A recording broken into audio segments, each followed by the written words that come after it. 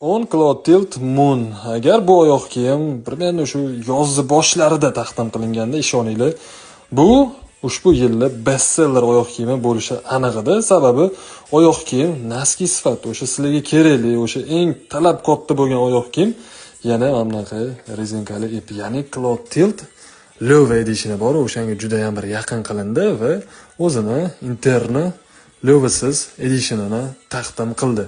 Juda ham nafis bo'lgan, setkali hamda naskili oyoq kiyim, bir marta to'qilgan material bo'ldi. Buni orqasida hech qanaqa narsa yo'q. Ya'ni mana bunaqa qalinlikdagi material hozirgi havoga endi menimcha bir tarafdan bo'ladi, lekin ozgina suvli ham qilishi mumkin. Mana bunaqa himoya qismlari bor, balki bahor uchun ham kuz uchun ham yaxshi tanlovdir, lekin qishga o'sha sal suvli qiladi.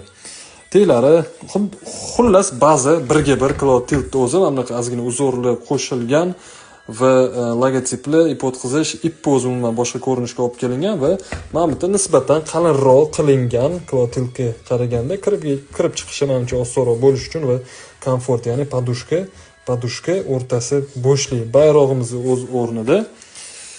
Va rasvetka 3 xilmi rasvetka bor edi, adashmasam hozir qarab aytaveraman va narxini ham sizlarga qarab aytaveraman. 200, menimcha esimda 200 necha pul edi? 200 bilan 250 dollar o'rtasida, xuddi Cloud Tilt yoki boshqa modellarga o'xshab rasvetka bo'lsa 3 xil edi. Hozirgi kunda sotuvda 3 xil edi, adashmasam bemalol zakaz qilishingiz mumkin.